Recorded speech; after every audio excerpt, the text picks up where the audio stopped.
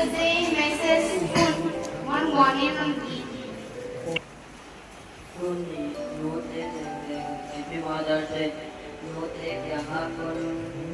ko na natin ay lại kahon sa ako kahon si Pili si Angela kahon kema ang suka kahon kahon iit na tulo ng pagkukuha matang umrohi ng kanyewapan kahon kema salam để salam kahon kahoy naning nahon biya bagi bahwa o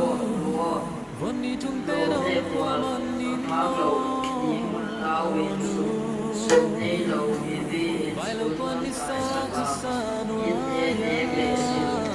hindi nam lao yakin nam nebita nam hindi nam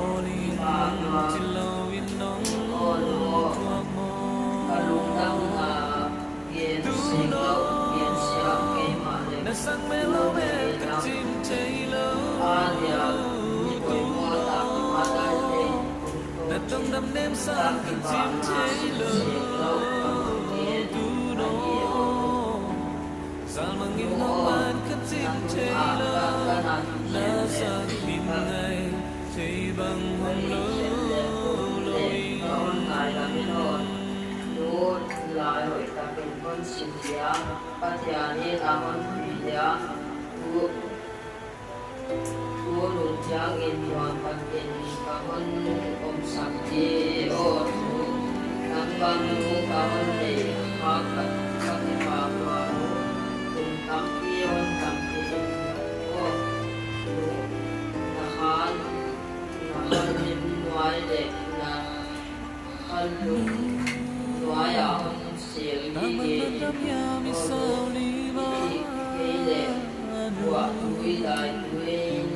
Sila'y apa'y bangin tam din tiyan Lamang ko ay bubang ngayon Kay nabiwa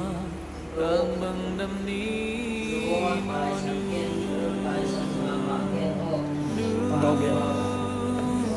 May kahiyaran kasi tununu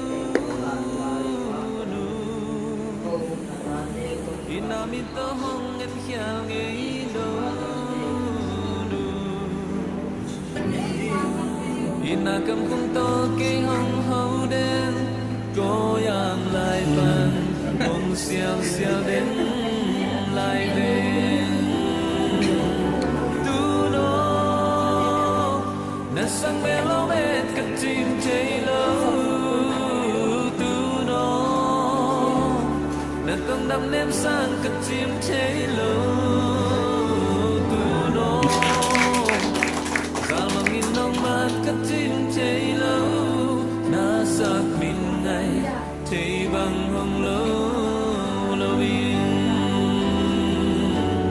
Tuno Nasang melo met kachim chaylo Natong đam nêm sang kachim chaylo Tuno Salmang inong mat kachim chaylo Sabang tana gam vang la panong xiao đến Cô yang lại pan ông xiao xiao đến lại về Na sak min ngay chay bang hong lo lovin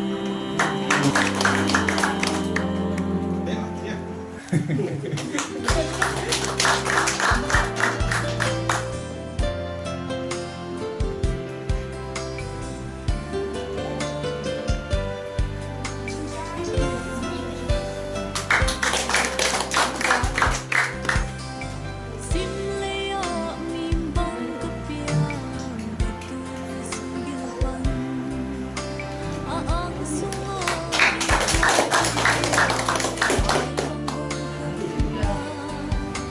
azua hom Feed them so good.